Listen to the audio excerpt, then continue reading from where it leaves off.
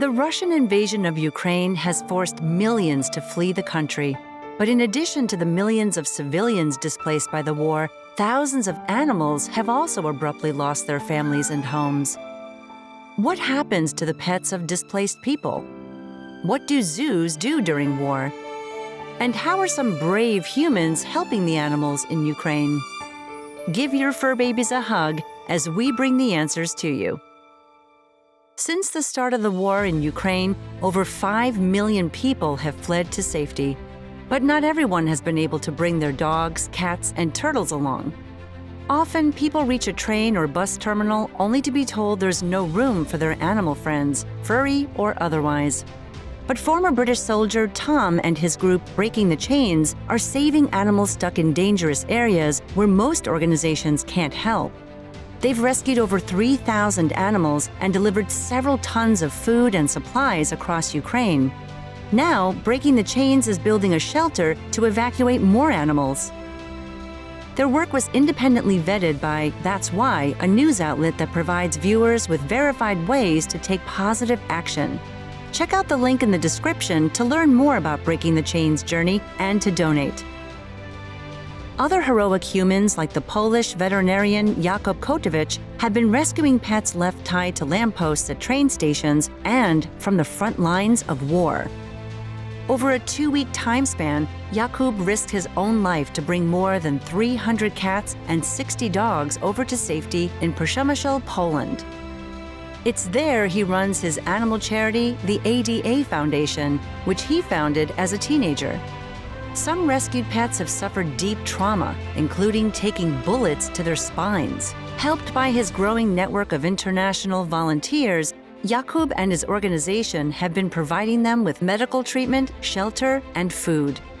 They've successfully reunited some pets with their families and arranged adoptions for others.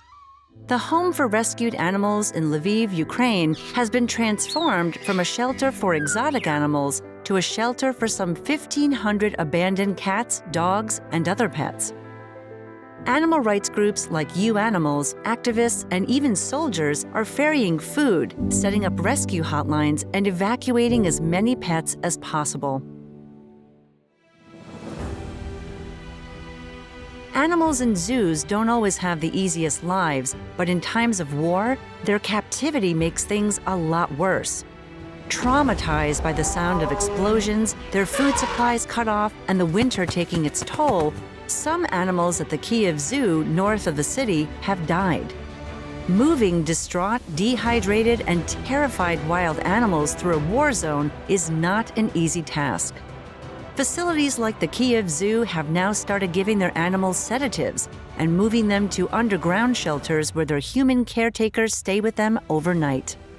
The European Association of Zoos and Aquaria, EZA, have raised over $615,000 to support the staff and their brave efforts to feed and care for the animals.